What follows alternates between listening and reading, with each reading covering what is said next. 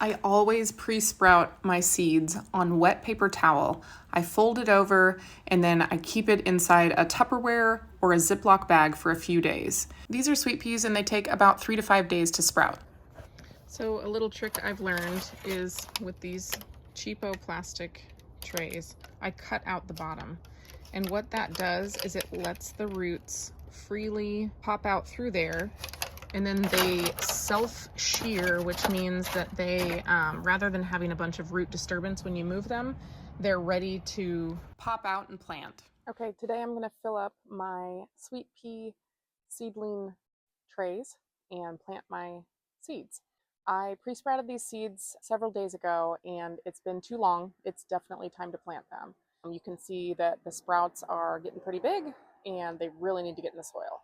So what I like to do is flip little seed trays, mostly full, but I leave a little room at the top so that we can put the seed on top easily and then just pour some more soil on top of that. Sweet peas want to be at least like a ½ inch deep, and they actually need darkness to sprout. So you don't want to leave them out on top. Their roots tend to grow straight down, so you're going to want some pretty deep cells unless you're ready to transplant them really quickly. But I like to grow sweet peas as an additional crop, not only for planting at my U-pick, but I plant the seedlings so that I can sell those seedlings to other folks that want them in their garden.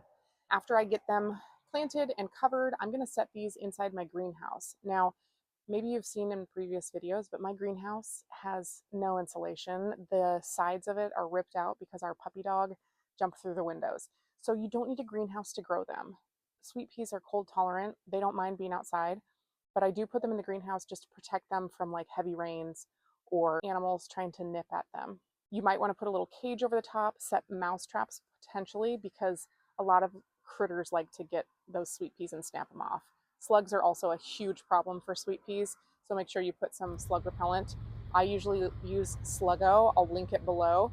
As well as I set a lot of mouse traps, and we have a cat, so anything you need to keep those critters out of sweet peas, you're going to want to do it.